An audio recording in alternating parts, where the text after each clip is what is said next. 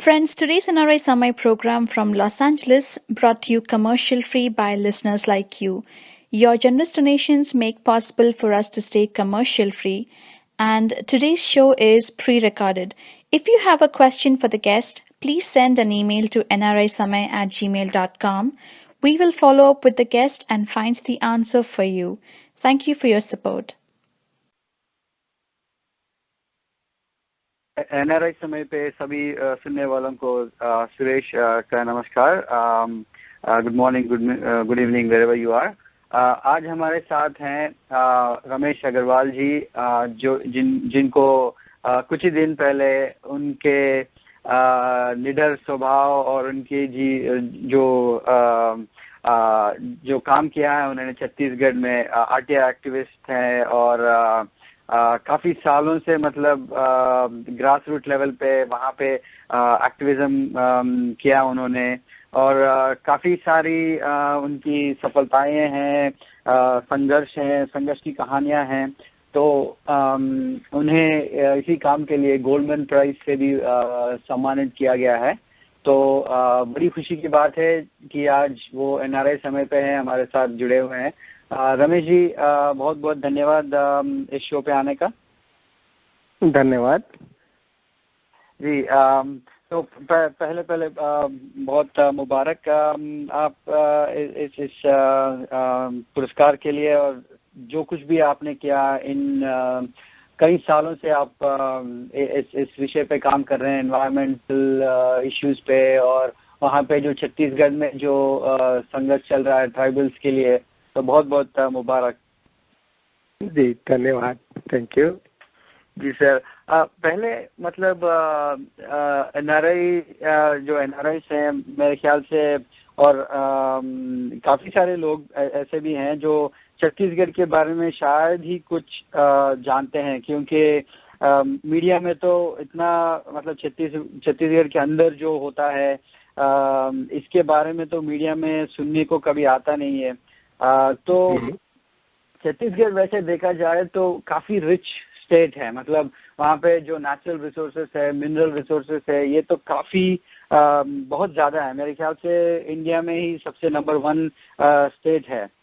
तो इसके बावजूद भी वहाँ पे इतने सारे मतलब प्रॉब्लम्स की है, जो गरीबी है या फिर नक्सलवादी है या फिर कई तरह के बीमारियों से भी जूझ रही है।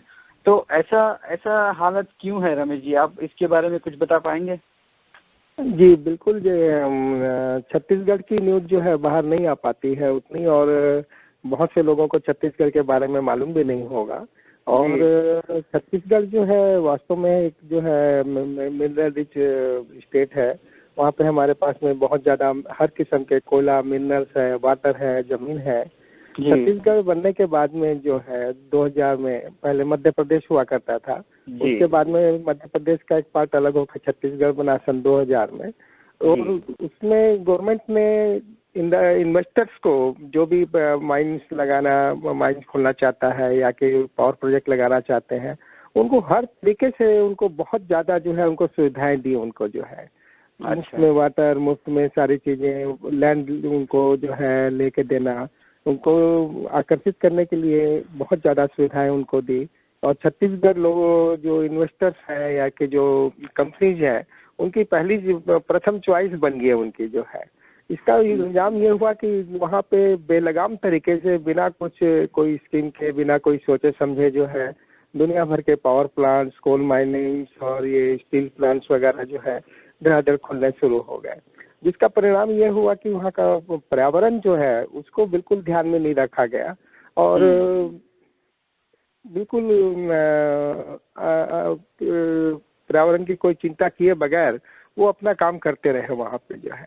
दूसरी एक बात जो है कि छत्तीसगढ़ के लोग जो है, और खास करके जो ग्रामीण एरिया में आदिवासी लोग हैं, ये लोग बहुत ही इनोसेंट लोग होते हैं, भोले भाले लोग होते हैं। इनको अपने अधिकारों के बारे में कुछ मालूम नहीं होता है, और इनके साथ में इनकी जमीन ले ली जाती है, इनको मालूम नहीं होता है, जबरदस्ती जमीन इनकी ले ली जाती है।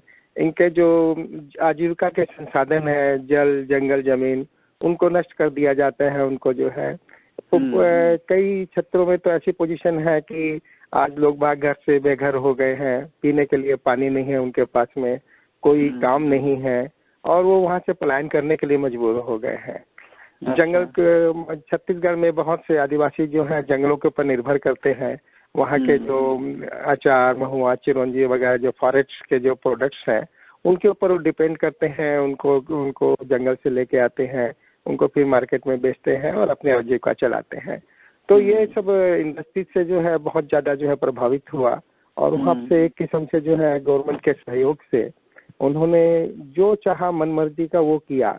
लोगों के साथ में जो है दुनिया भर के अत्याचार किए गए, जो भी उनके खिलाफ खड़े हो रहा था या जिसकी ने आवाज उठाने की कोशिश की उसको तरह तरह से परेशान किया गया, धमकी दी गई, झूठे कोर्ट केसेस में फंसा दिया गया, मारा पीटा गया, लेकिन कहीं कोई उसकी जो है सुनवाई उसकी नहीं हो रही थी। तब जो है हमने जो है सोचा कि लोगों को जब अपने अधिकारों के बारे में ही मालूम नहीं है और अकेले अकेले होकर लड़ रहे हैं, तो वैसे मैं बताना चाहूँगा कि हमारे छत्तीसगढ़ में भी और भारत में भी जो है आदिवासियों की सुरक्षा के लिए भी बहुत सारे कानून हैं, लेकिन आदिवासियों को खुद को इनकी कानून के बारे में जानकारी नहीं है कि उनकी सुरक्षा के कानून है। और गवर्नमेंट और जो बॉडी है वो तो चाहते ही नहीं कि वो लोग जाने अपने अधिकारों के बारे में, क्योंकि एक बार यदि वो अपने अधिकारों के बारे में जान गए तो जो उनके खिलाफ अत्याचार हो रहा है, जो कंपनियां जो है कोल कंपनियां हैं वो जो है उनके खिलाफ वो आवाज उठाना शुरू कर देंगे। तो वो बहुत इनोसेंट लोग हैं और बड़ी आसानी से उनके जमीनें हथिया ली जाती हैं, पूरा पर्यावरण को उनको नष्ट कर दिया जाता है और उनको आज जिस कंडीशन में रह रहे हैं वहाँ पे जो है वो बहुत ही दयनीय सोचनीय स्थिति है। तो रमेश जी, आपने बताया कि वहाँ पे जो लोग रहते हैं उनको अपने अधिकारियों के बारे में ही जानकारी नहीं है। तो ऐसे हालात में अभी आप हैं और आपकी टीम भी है मेरे ख्याल से वहाँ पे है, तो जब आप इन चीज़ों के बारे में वहाँ पे जो ट्राइबल्स हैं जो वहाँ पे रहते हैं उनको जब बताते हैं तो उनका क्या रिएक्शन होता है? मतलब वो कितनी मुश्किल काम है उनको समझाने में या फिर उनको इसके खिलाफ आवाज उठाने के लिए उनको अवेयरनेस क्रिएट करने के लिए वो कैसा मतलब आप मैनेज करते हैं, कैसा उसके बारे में कुछ बताएंगे? देखिए हमारे साथी हैं और ये सब दूर दराज के इलाकों में रहते हैं, रूरल एरियाज में रहते हैं, वहाँ तक हम लोग जाते हैं, पहुँचते हैं और कई साधनों से उनको उनके अधिकारों के बारे में बताते हैं और उन लोग इसको बड़े मतलब जो है इंटरेस्ट के साथ जो है इन सब चीज़ों को सोचते हैं। और जब उनको मालूम चलता है कि हमारे ये अधिकार है और क्या क्या गलत हम लोगों के साथ में हो रहा है, तब वो निश्चित रूप से जो है उन चीज़ों को और ज़्यादा समझने की कोशिश करते हैं उसको जो है। और जी जी जी जी हालांकि दिक्कतें हमको बहुत आती हैं प्रशासन की तरफ से और कंपनियों की तरफ से भी कई किस्म की दिक्कतें आती हैं, धमकियां दी जाती हैं। सबसे अहम बात जो यहाँ पे है कि वहाँ पे कंपनियों का, जिंदल और अन्य कंपनियों का एक ही सिद्धांत है कि अगर कहीं पे विरोध के स्वर उठते हैं तो उनके जो विरोधी हैं उनको वो चाहे वो एक्टिविस्ट हो या कि समुदाय से जो है लीडर हैं वो हो, उनको तरह तरह के जो है धमकियां दी जाती हैं, उनको जो है फिर पैसे से खरीदने की कोशिश की जाती है, उनको जो है ये ले लीजिए, वो ले लीजिए, हमारी कंपनी में काम कर लीजिए, प्रलोभन दिए जाते हैं। उससे यदि काम नहीं मिलता तो फिर इनको कोर्ट के झूठे केसेस में फंसा दिया जाता है। तो आदमी जो है वो कोर्ट के चक्कर काट के ही परेशान हो जाता है और दूसरा पैसे भी खर्चे होते हैं, उसका सारा समय ही उसमें निकल जाता है, तो वो परेशान हो जाता है, कई बार सोचने पर मजबूर हो जाता है कि मुझे ये सब काम छोड़ देना चाहिए।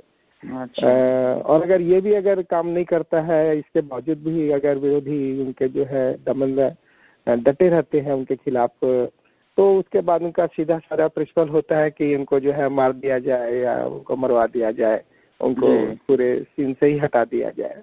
मेरे साथ भी ये हुआ जो है, झूठे केसेस में जो है मुझको पहले जो है मुझे खरीदने की कोशिश की गई कि ये ले लीजिए, ऑफर किए गए, उसके बाद में जो है मुझ पर झूठे मुकदमे चलाए गए जिसमें मैं 2.5 महीने तक जेल में रहा और सुप्रीम कोर्ट से मुझे जाके बेल मिली तब मैं जेल से जो है बाहर निकल पाया।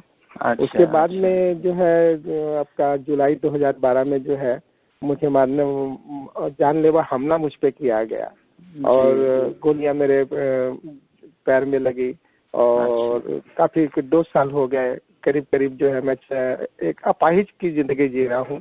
स्टिक के सहारे बड़े मुश्किल से चल पा रहा हूँ मैं और अभी मेरा इलाज चल रहा है। अच्छा, तो ये जो मैं उनकी काम करने के तरीके हैं वो केवल मेरे साथ ही नहीं है, उसके पहले भी उनका जो रवैया है इन कंपनियों का जो है वो सबका एक ही रवैया रहा है और भी कई एक्टिविस्ट हैं उनके साथ भी जो है यही सब चीज होती रही है। दमन का जो कुचक्र है वो चलते रहा है। डर उनको इसलिए कुछ भी नहीं है कि प्रशासन का, शासन का, गवर्नमेंट का हर तरीके का उनको सपोर्ट है कि आप कुछ भी करते चले जाइए, उनके खिलाफ कोई भी कार्रवाई नहीं होती। जी। Friends, NRI Samay is a non-profit independent alternate media from Los Angeles, USA, which brings positive stories from grassroots activists from all corners of India and across the world. NRI Samay does not rely on corporate funding and our shows are commercial free. We only rely on your donations. Corporate funded media is driven by the TRP rating and profits are blurring the distinction between news and entertainment. Why do our news channels talk so much about cricket, movies, accidents, popular figures' personal lives, babies of heroines, gossips, etc., while they should be covering the struggles of people, inequality in our society, rural issues, and border security issues? Why did our media raise some corruption crusaders to the sky on one day and shut them off completely when graft charges were raised on those corporate sponsors? Media relies so much on the corporate funding and government blessings that they cannot report independently. NRI Samay is different. We don't accept funds from any corporations and hence our shows are commercial free. We completely rely on donations from you. Please consider donating to NRI Samay and please go to nrisamay.com and donate generously. This is the only way together that we can continue NRI Samay. All donations are kept transparent on nrisamay.com. And if you have any questions, please write to nrisamay@gmail.com. जी, तो आपने बताया sir कि आपने जिंदल का भी जिक्र किया अभी कुछ देर पहले। तो ये जो आपको अभी पुरस्कार मिला है मेरे ख्याल से अपनी इतने सालों की मेहनत और वेरी स्पेसिफिकली इस जिंदल कोल माइंस के बारे में भी आपने जो लड़ाई लड़ी है मेरे ख्याल से उसकी रिकग्निशन भी है। तो इसके बारे में बताएंगे सर, ये जिंदल कोल माइंस के बारे में कैसे मतलब ये आपको लगा कि यहाँ गलत चल रहा है और कैसे मतलब आपने इस पूरे जो संघर्ष था, जो कैंपेन था, इसको कैसे आपने ये किया? देखिए, जिंदल की ये तो चौथी कोल माइन जो खुलने वाली थी, पहले से ही वहाँ पे उनके जो है 3 कोल माइन वो लोग चला रहे हैं। उसमें से 2 कोल माइन उनका थर्मल पावर प्लांट भी है रायगढ़ में और विश्व का सबसे बड़ा जो है आपका स्पंज आयरन का प्लांट, स्टील प्लांट जो है वो इनका रायगढ़ में है इनका। तो तीसरी कोल माइन इनको पहले से ही मिली हुई थी। इसके अलावा और भी कई लोग हैं, मोनेट हैं, जायसवाल निक्को जैसे लोग हैं जिनको कि वहाँ पे कोल माइन जहाँ पे चला रहे हैं। तो वहाँ पे पहले से ही लोगों का जीना जो है एकदम दुर्भर हो रखा है और वो परेशान थे कि क्या करें और अंदर ही अंदर कहीं ना कहीं गुस्सा भी था उसको जो है। तो उसको हमने जो है एक दिशा देने की प्रयास किया उसको, और जब ये चौथी प्रयास किया और लोगों को प्रेरित किया कि अकेले इन लोगों के पावरफुल लोगों के खिलाफ लड़ना आसान नहीं है, आपको संगठित होकर आंदोलन करना पड़ेगा, तभी हम इन लोगों से जो है लड़ाई लड़ पाएंगे। और ये छोटी मोटी लड़ाई नहीं है, बहुत लंबी लड़ाई है। ये जो चौथी कोल माइंस का, जिंदल की कोल माइंस का जो मैं बात कर रहा हूँ, जो कि कैंसिल कर दी गई जो है, इसके लिए 2008 में, जनवरी 2008 में जन सुनवाई हुई थी, जो कि एक कानूनन आवश्यक प्रक्रिया है किसी भी माइंस को या प्रोजेक्ट को खोलने के लिए गवर्नमेंट की तरफ से जो है। इसमें प्रशासन ने जो है निहत्थे ग्रामीणों पर, औरतों को भी नहीं छोड़ा, उनको दौड़ा कर जो है जन सुनवाई में वो अपनी आवाज उठा रहे थे कि हमको कोल माइंस नहीं चाहिए, जन सुनवाई सही तरीके से नहीं हो रहे हैं।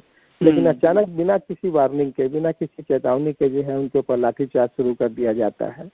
सैकड़ों लोग जो है हॉस्पिटलाइज कर दिए जाते हैं, लोग डर के अपने घर में चल दिए जाते हैं।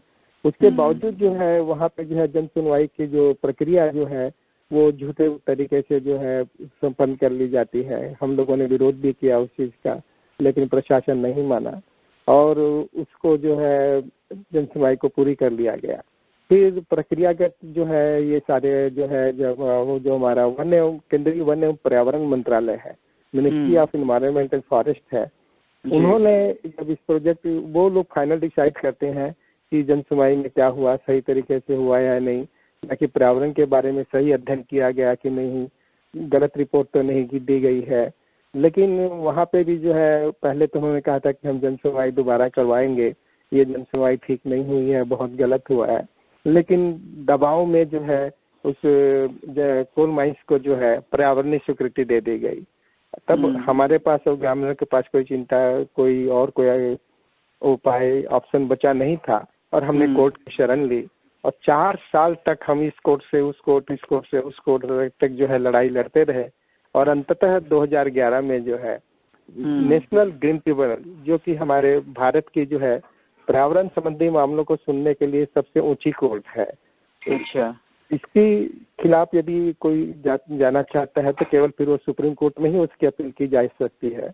इसमें हाई कोर्ट, सुप्रीम कोर्ट के जो है रिटायर्ड जजेज होते हैं, पर्यावरण मामलों के जो है एक्सपर्ट्स होते हैं, जजेज को सलाह देने के लिए, उनको समझाने के लिए जो है। अच्छा, तो वहाँ पे जो है हमने जो है अपने आर्गूमेंट्स रखे, वहाँ पे केस चला। उन्होंने जन सुनवाई की पूरी वीडियो रिकॉर्डिंग देखी उन्होंने और तब उन्होंने फैसला किया कि नहीं, ये तो बहुत ही गलत हुआ है और उन्होंने बहुत ही अच्छा जजमेंट दिया। यहाँ तक कहा कि यह जो जन सुनवाई है ऐसा मजाक हमने आज तक अपनी जिंदगी में कहीं नहीं देखा उन्होंने। अच्छा, पर्यावरण संबंधी जो रिपोर्ट दी गई थी उसके बारे में कहा कि ये तो समझ से बाहर की चीज है और ये पर्यावरण रिपोर्ट तैयार करने वाले को तो जो है इसको मंत्रालय को ब्लैक लिस्ट कर देना चाहिए। और भी बहुत कुछ उन्होंने जो है इसके बारे में जो है कमेंट्स किए और बहुत के तो उन्होंने जो है जिंदल को जो स्वीकृति मिली थी, पर्यावरणीय स्वीकृति जो मिली थी, उसको उन्होंने कैंसिल कर दिया उन्होंने जो है। अच्छा, तो इसके बाद जिंदल कंपनीज, आपने बताया कि 3 और उनके प्रोजेक्ट्स वहाँ पे ऑलरेडी एस्टैब्लिश्ड हैं, तो उसके ऊपर भी कुछ दबाव पड़ा इस जजमेंट के बाद? हाँ, दबाव तो निश्चित रूप से है। अब उनको मालूम है कि कानून अपना काम करता है और जब समुदाय और ग्रामीण जब जो है इस लेवल तक लड़ने के लिए तैयार हैं, तब निश्चित रूप से वो कुछ अब संभल के जो है कुछ काम कर रहे हैं। और जो पहले जितनी गुंडागर्दी से या बेखौफ होकर जो काम करते थे कि कुछ भी कर लो, कोई हमारा कुछ नहीं बिगाड़ सकता, ग्रामीण लोग तो कोर्ट जाएंगे नहीं जी, तो अब लेकिन कहीं न कहीं उनमें एक थोड़ा मोड़ा भय जो पैदा हुआ है इन सब चीजों के प्रति जो है। अच्छा, तो अभी जिंदल ने मतलब अपनी रिस्पॉन्सिबिलिटी ली कि हाँ ये जो हुआ गलत हुआ और उन्होंने कुछ मतलब अपने खिलाफ कुछ बताया कि मतलब अपोलोजाइज, ऐसा कुछ हुआ उसके बाद कोर्ट जजमेंट के बाद? नहीं, वो उसके बारे में जो है कुछ नहीं हुआ जो है। वो तो बोलते हैं कि जो कुछ भी हुआ सही हुआ है उसमें जो है। यहाँ तक कि मुझ पर जो हमला जो हुआ है, जानलेवा हमला, वो तो उससे भी पल्ला झाड़ रहे हैं कि नहीं, हमारा ये काम नहीं है। हमारे यहाँ जो काम कर रहे थे सिक्योरिटी एजेंसी वाले जो है उन्होंने ये काम किया है उनको। तो सवाल ये, और पुलिस ने जो इन्वेस्टिगेशन की इसके पूरे मामले में, तो वो तो बहुत ही दबाव में और एक तरफा उन्होंने कार्रवाई की। तो ये जानने की उन्होंने कोशिश नहीं की कि जिंदल के जो सिक्योरिटी गार्ड हैं या कि वो जो बोलते हैं कि सिक्योरिटी एजेंसी की हमने सेवाएं ली थी, उनके आदमियों ने किया, तो आखिर वो ऐसा क्यों करेंगे। और ऐसी उन्होंने फिर ये जानने का प्रयास क्यों नहीं किया कि उनकी जो सिक्योरिटी एजेंसी है उन्होंने ये काम क्यों किया, किसके इशारे पे किया, क्योंकि अंततः तो बदनामी उन्हीं की हो रही है। लेकिन ऐसा कुछ उन्होंने प्रयास नहीं किया। हमने सीबीआई की भी जांच की भी मांग की थी, क्योंकि लोकल पुलिस बहुत एक तरफा काम कर रही थी, दबाव में काम कर रही थी, लेकिन हमारी मांग को माना नहीं गया। और अभी भी जो असली जो इस अपराध षड्यंत्र के जो पीछे जो चेहरे हैं, जो ऊंचे स्थानों में बैठे हुए हैं, जिन्होंने आदेश दिया मुझे मारने का, आज भी वो पर्दे के पीछे हैं। अच्छा, अच्छा, तो इसके बाद मतलब आप कितने सालों से इन एक्टिविटीज में इन्वॉल्व हुए हैं सर?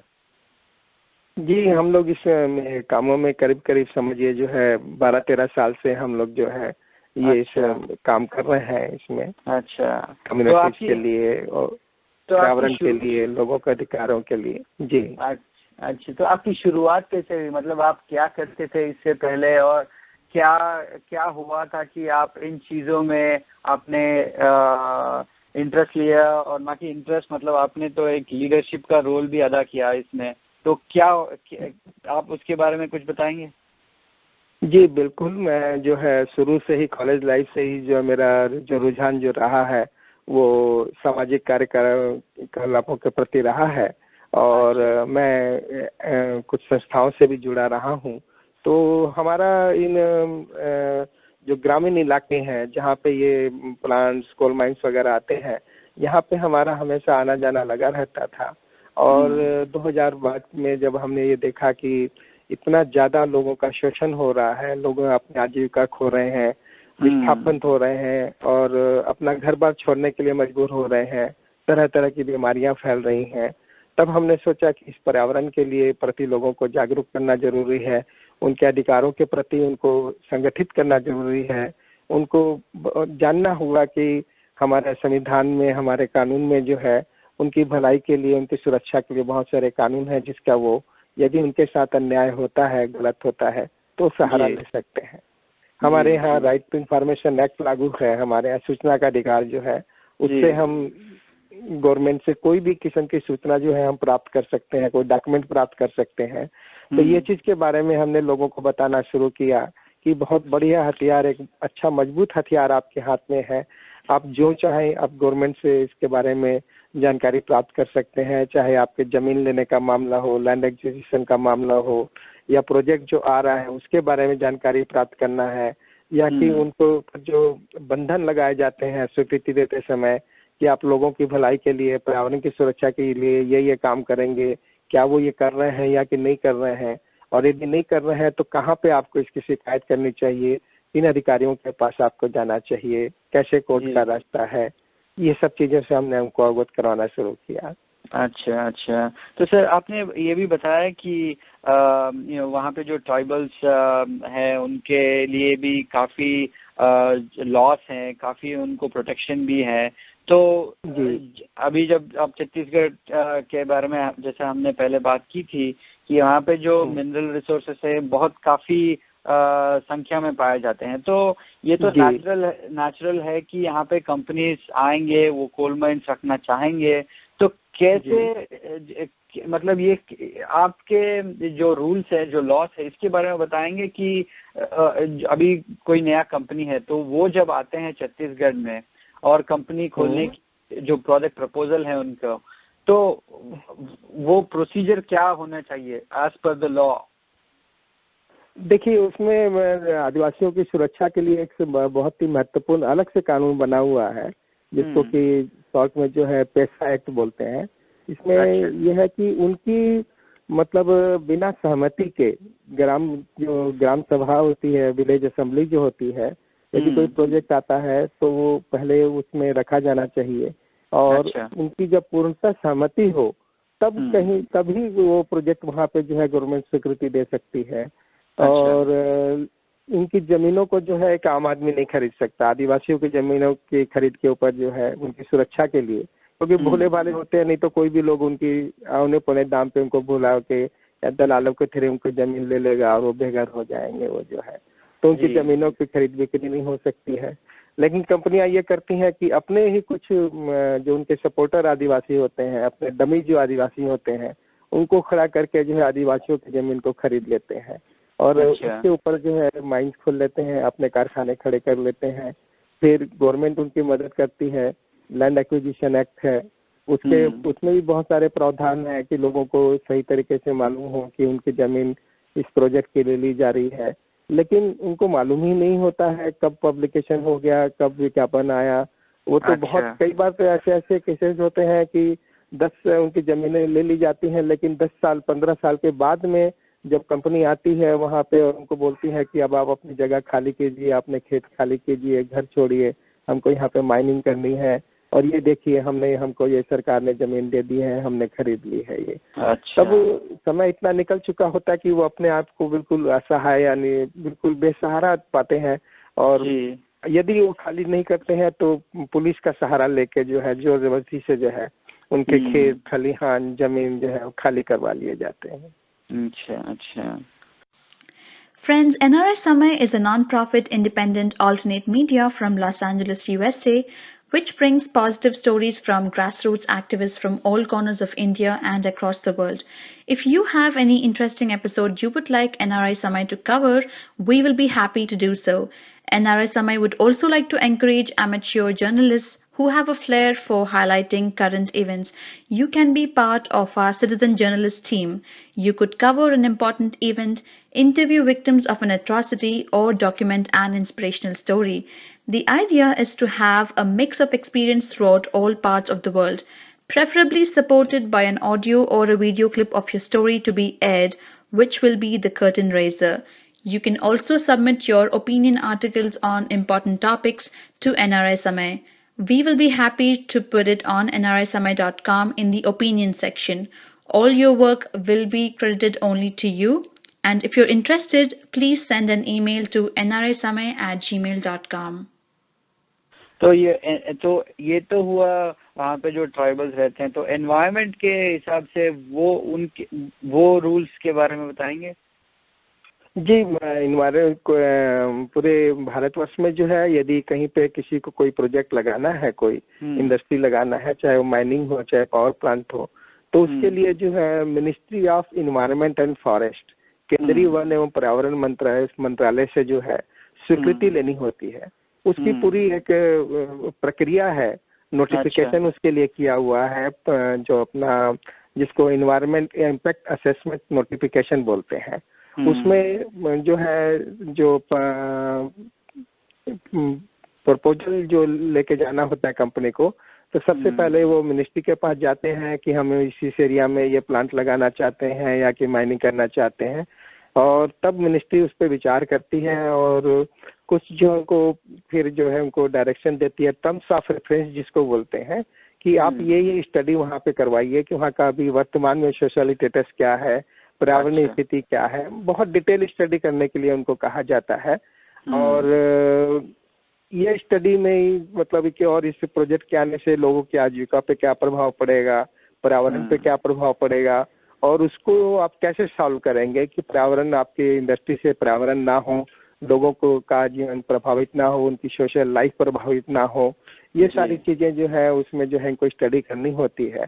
तब कंपनियां जो है किसी ऐसी एजेंसीज को जो है कंसल्टेंसी एजेंसी जो है उनको हायर करती हैं, वो ये स्टडी करते हैं, उस एरिया में जाके करना चाहिए। लेकिन वास्तव में हकीकत में जो है वो उस एरिया में बहुत ही कम जाते हैं, आके नहीं भी जाते हैं, और इसको झूठी जैसी तैसी भी रिपोर्ट बना के जो है इसको जो है पेश कर दिया जाता है। इसको जो है ये होने के बाद में जो है वो राज्य सरकार के बाद में पास में आते हैं और बोलते हैं कि हमारी जन सुनवाई करवाइए। ये भी इस प्रक्रिया का एक महत्वपूर्ण हिस्सा है, जिसमें कि लोग बाग ताकि आए और उस प्रोजेक्ट के बारे में अपने विचार रखें, उनके कोई ऑब्जेक्शंस हैं, इन सब के बारे में अपना जो है विचार रखें। ये रिपोर्ट की कॉपी जो है दी जाती है, लेकिन दुर्भाग्यवश ये रिपोर्ट जो होती है वो इंग्लिश भाषा में होती है। हिंदी भाषा में तो बहुत ही सारांश में रहता है, कई बार हिंदी की नहीं भी मिलती है। कई बार तो ग्रामीणों को यही तक मालूम नहीं होता है कि जन सुनवाई होनी चाहती है, क्योंकि इनका जिम्मा है कि ये व्यापक प्रचार प्रसार करें, डोंडी पिटवाएं, टेलीविजन के द्वारा, न्यूज़पेपर के द्वारा व्यापक प्रचार प्रसार करें कि भाई फला तारीख को जो है पब्लिक हियरिंग या जन सुनवाई होने वाली है इस प्रोजेक्ट के बारे में। लेकिन प्रशासन ये सब चीज को करता नहीं है, तो चाहते नहीं कि ज्यादा से ज्यादा लोग जो है इसमें आए, इसमें जो है। लेकिन जब ग्रामीणों को बारे में जब प्रोजेक्ट के बारे में कुछ मालूम ही नहीं है और जो ये रिपोर्ट उनको पढ़ने के लिए दी जाती है, उनको जो है वह तो टेक्निकल डॉक्यूमेंट एक किस्म से होता है, आम आदमी को भी, पढ़े लिखे आदमी को भी उसको समझना बहुत मुश्किल होता है उसको जो है। तो वो बेचारे जो है जो कि बड़ा मुश्किल से अपनी भाषा में पढ़ लिख पाते हैं, उसके बारे में क्या वो अपना कमेंट करेंगे और कहाँ से वो इस चीज को जो है वेरीफाई करेंगे कि भाई इसमें जो जानकारी दी गई है वो सही दी गई है, जंगल के बारे में, नदियों के बारे में, उनके सोशल लाइफ के बारे में और सब जो प्रभाव पड़ने वाला है। तो इस सब चीज के बारे में वो लोग को तो कोई नॉलेज होता नहीं है, तो वो अपने कहाँ से विचार करेंगे वहाँ पे जो है। कई बार तो ऐसा होता है कि जनसुनवाई किसी दूसरे प्रोजेक्ट की हो रही है और वो समझते हैं कि ये किसी कोई और प्रोजेक्ट है, जिंदल का प्रोजेक्ट है तो वो समझते हैं कि फलाना का प्रोजेक्ट है या दूसरे का प्रोजेक्ट है। तो इतना मतलब वहाँ पे जो है अज्ञानता है उसके बारे में जो है। तो जनसुनवाई एक किस्म से मजाक है और जैसे तैसे तरीके से जो है उसको जो है भारी पुलिस बंदोबस्त में जो है उसको पूरा कर लिया जाता है। उसको जो है उसके बाद में जो है मंत्रालय में जो है केस जाता है जनसुनवाई के बारे में और मंत्रालय को चाहिए उनको एज ए रूल जो है कि वो उसका गहन अध्ययन करे। उन्होंने जो पर्यावरण संबंधी जो रिपोर्ट बनाई है, अध्ययन किया है, लोगों के जो विचार पब्लिक हियरिंग में या जनसुनवाई में आए हैं उसके ऊपर ध्यान दें, वीडियो रिकॉर्डिंग उसकी देखें उसको। लेकिन ऐसा कुछ होता नहीं है और लगभग सभी प्रोजेक्ट्स को मंजूरी दे दी जाती है। करीब 99% प्रोजेक्ट्स को जो है मंजूरी दे दी जाती है। केवल हार्डली आधा या 1% ही ऐसे प्रोजेक्ट होते हैं जिसको कि मंत्रालय जो है रिजेक्ट करता है उसको, और वो भी ऐसे प्रोजेक्ट होते हैं जिसमें कि कंपनी खुद से मतलब जो है जिसका इंटरेस्ट नहीं होता है या कि गवर्नमेंट का कोई प्रोजेक्ट होता है। केवल ऐसे ही इक्का दुक्का केस ही रिजेक्ट होते हैं। हम लोग तो उसको बोलते हैं कि ये वन एवं पर्यावरण मंत्रालय अपना काम नहीं करता है, ये मंत्रालय नहीं है, ये तो एक बैंक का क्लियरिंग हाउस है जहाँ पे कोई भी चेक बाउंस नहीं होता, चाहे चेक में कितनी भी गड़बड़ियां हो। अच्छा। तो स्टेट गवर्नमेंट का कितना रोल है सर इन क्लियरेंस में, एनवायरमेंट क्लियरेंस में या फिर इन प्रोजेक्ट क्लियरेंस में? स्टेट गवर्नमेंट का बहुत बड़ा रोल होता है इसमें। स्टेट गवर्नमेंट्स की जिम्मेदारी है कि वो कानूनन अच्छे तरीके से जो है जन सुनवाई करवाए, इसका व्यापक प्रचार प्रसार करें, लोगों को बताएं उस प्रोजेक्ट के बारे में। और केंद्र से मंजूरी मिलने के बाद में स्टेट से भी मंजूरी मिलनी जरूरी होती है। फिर ये जो पेशा एक्ट वगैरह है या जो लोकल एक्ट है और लैंड एक्विजिशन एक्ट है, इनका सब कंप्लायंस करना या इनको सही तरीके से इनका पालन करना तो स्टेट की जिम्मेदारी होती है या तो केंद्र की जिम्मेदारी नहीं होती है। लेकिन स्टेट कहीं भी अपनी भूमिका या अपने जो उनके जो कर्तव्य हैं, ड्यूटीज हैं, कानूनन जो उनको करने चाहिए वो कभी नहीं करता है। अच्छा। तो सर अभी आप इस अवार्ड के बारे में बात करेंगे।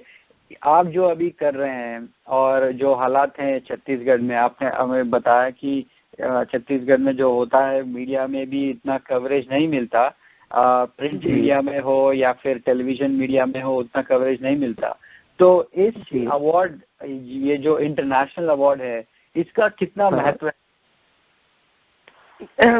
देखिए विश्व लेवल पे जो है हमारा जो लड़ाई है, कैंपेन है, वहाँ के जो हालात हैं, इसके बारे में जो है लोगों को जानकारी हुई है और वास्तव में उनको मालूम नहीं था कि इतनी दयनीय इस तरह दुर्दशा जो है वहाँ पे है और किसी किस्म का कोई कानून नहीं है। तो वर्ल्ड वाइड जो है पूरे विश्व भर से जो है हम लोगों को सपोर्ट मिल रहा है और लोगों ने हमारे मूवमेंट को, हमारे कैंपेन को जो है सहारा है, सराहा है और हर किस्म से मदद करने के लिए हमको जो है मदद करेंगे। और मीडिया में भी अभी काफ़ी कुछ जो आया है, तो इससे जो जहाँ भी लड़ाइयाँ चल रही हैं हमारी कम्युनिटीज़ में, उनको एक नई प्रेरणा मिलेगी और वो और ज़्यादा अच्छे तरीके से संगठित होकर जो है उनको एक बल मिलेगा, प्रेरणा मिलेगी कि नहीं, हमको लड़ना है और आखिरी दम तक हम अपनी लड़ाई नहीं छोड़ेंगे। हमको सम्मान जो है ये केवल रमेश अग्रवाल को नहीं मिला है, ये हमारे सारे साथियों को, समुदाय का सम्मान है। ये असली हकदार इसके समुदाय हैं, वो लॉयर्स के ग्रुप्स हैं जिन्होंने हमारे केसेस को कोर्ट में लड़ा और जीता। जी। तो सर तो अभी मेरे ख्याल से एनआरआईसी नहीं, काफ़ी इंडियंस जो भी है, जो मतलब इंडियंस जो भारत में रहते हैं, उनको भी इन चीज़ों के बारे में अभी मेरे ख्याल से धीरे धीरे पता चलेगा।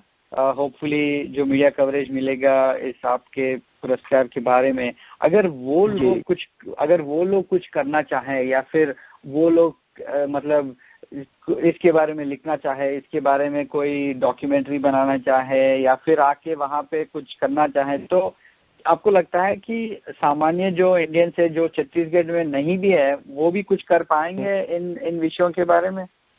बिल्कुल बिल्कुल कर पाएंगे। इसको जो है मीडिया इसमें एक अहम रोल अदा कर सकता है इसमें जो है, क्योंकि आज जो है टेलीविजन अखबार जो है सशक्त माध्यम है। इसको लोकतंत्र का चौथा स्तंभ हमारे यहाँ कहा जाता है इसको जो है। तो अगर ये इन चीजों को, स्टोरीज को, वहाँ पे जो गलत हो रहा है, दमन हो रहा है या गलत जो कुछ हो रहा है, इन सब चीजों को यदि वो लोग हाईलाइट करते हैं तो निश्चित रूप से लोगों को जानकारी होगी, उन लोग बात सामने आएंगे और यह जो आंदोलन जो है इसे एक नया मोड़ मिलेगा, बल मिलेगा और तभी सरकारों के रूप में जो है और कंपनियों के रूप में कुछ परिवर्तन आ सकता है। जी जी जी जी सर, बहुत धन्यवाद आपका। आपने मैं ये भी जानता हूँ कि आप अभी भारत वापस जा रहे हैं, तो फिर भी आपने हमारे लिए वक्त निकाला, बहुत बहुत धन्यवाद उसके लिए। और हम तहे दिल से यही चाहते हैं सर कि आप जो भी करें और आपकी टीम, आपको सफलता ही सफलता मिले और आपको all the best for everything that you do. मैं एनआरआई समय का बहुत आभारी हूँ कि उन्होंने मुझे समय दिया और मेरी बातों को जो है समुदाय तक पूरे विश्व में पहुँचेगी मेरी आवाज़ जो है। धन्यवाद इसके लिए और मैं वास्तव में आपका दिल से शुक्रिया अदा करता हूँ, आभार व्यक्त करता हूँ। जी, हमारी खुशकिस्मती है sir. And you have a safe flight back home. Thank you sir. धन्यवाद। Friends, if you liked today's show, please go to youtube.com/NRI Samay and click on the subscribe button. You will get notified every time we publish a new show. And you can also like us on our social media sites like Facebook, Twitter, and Google+.